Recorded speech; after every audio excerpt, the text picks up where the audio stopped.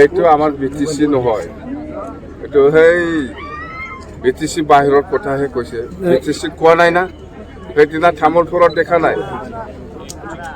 তামোলপুৰত মই একেলগে আছিল CMৰ লগত, নিজনীতো আমাৰ CMৰ লগত আমি একেলগে আছিল।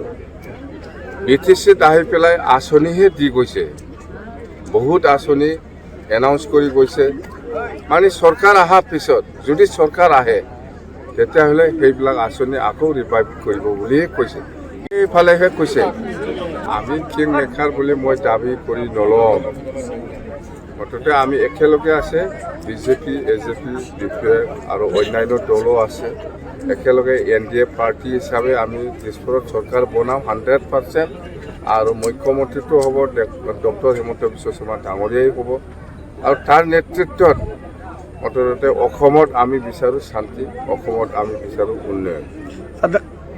আমিতো দেখিবলৈ পোৱা নাই 15টা চিটত 15টাও আমি NDA হিচাপে জিকিব, UPPL হিচাপে জিকাৰ কোনো সম্ভাৱনাই নাই, দেখাই নাই মই, মুঠতে 0 হ'ব।